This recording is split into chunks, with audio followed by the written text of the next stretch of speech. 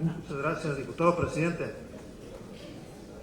Compañeras y compañeros diputados, amigos de los medios de comunicación.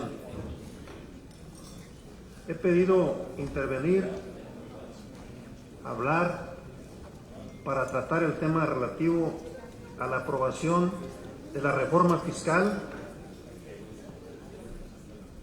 que se refiere a la reforma federal relacionada con la prohibición de la utilización de facturación falsa y defraudación fiscal catalogada como delincuencia organizada.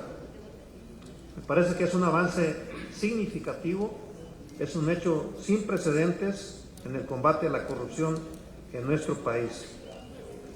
En efecto, recientemente, la mayoría parlamentaria de Morena en el Congreso de la Unión tomó una decisión valiente en el combate a la corrupción en México.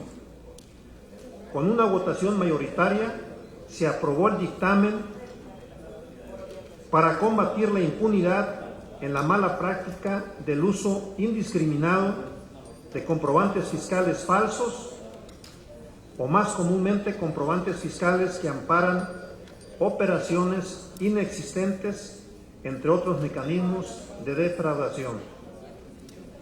La dimensión del problema de las facturas falsas es de tal magnitud que el Instituto Mexicano de Contadores Públicos lo considera más grave que el daño al erario público causado por el huachicoleo o robo de combustible.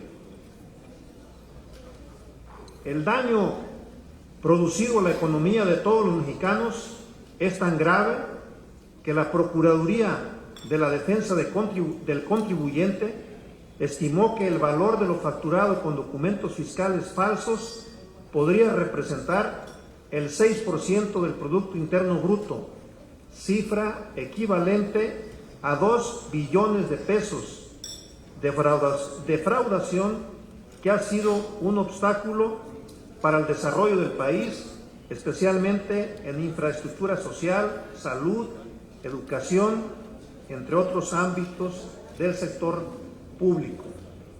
Son más de 9,000 empresas que actualmente producen facturas falsas, que en realidad son células del crimen financiero, como lo ha catalogado el Sistema de Administración Tributaria, el SAT. Por la repercusión directa a la economía nacional, resulta correcto que el dictamen aprobado determine que los actos ilícitos que involucran sean considerados desde hoy como un asunto de seguridad nacional. Con la aprobación por el Congreso de la Unión del dictamen que adiciona y deroga diversas disposiciones de la Ley Federal contra la delincuencia organizada, de la Ley de Seguridad Nacional, del Código Nacional de Procedimientos Penales, del Código Fiscal de la Federación y el Código Penal Federal, quedando pendiente aún la promulgación de esta reforma por el presidente de la República. Se impondrán sanciones de 2 a 9 años de cárcel a quien expida, enajene, compre o adquiera comprobantes fiscales que respalden operaciones inexistentes, falsas o simuladas. Hay que aclarar que las penas de prisión que se contemplan no solo serán para las personas que usen las facturas falsas, sino también para aquellos que por medio de un tercero utilicen o expidan los comprobantes fiscales apócrifos. Una parte relevante de estas reformas legales es que la defraudación fiscal será considerada como un delito que ameritará prisión preventiva, oficiosa, en casos muy específicos, y será considerada como delincuencia organizada también en casos muy especiales. Quizá la medida resulte severa, pero es necesario desmantelar el régimen jurídico fiscal que propiciaba la evasión fiscal en perjuicio del presupuesto público y por ende en detrimento del desarrollo del país.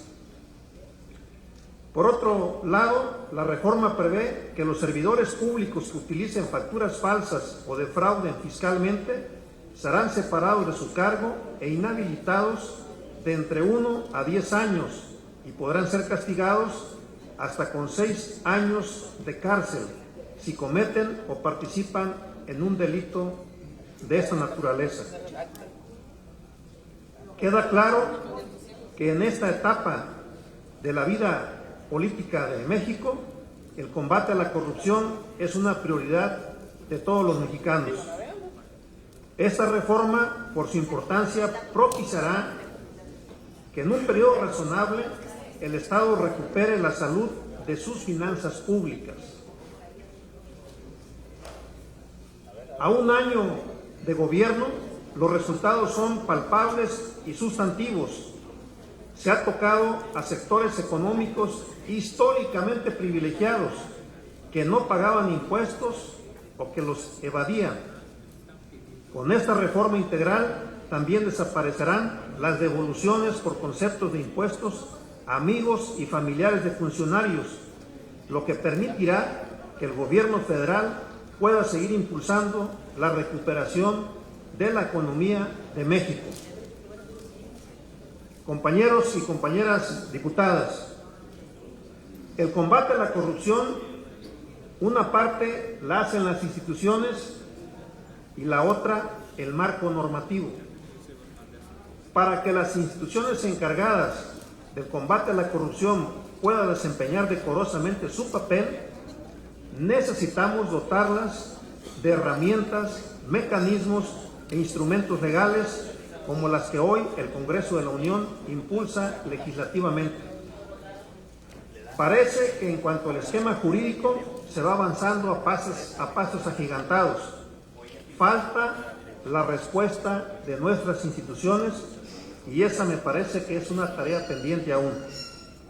Con decisiones y visión política, los cambios en este país son posibles y son inevitables.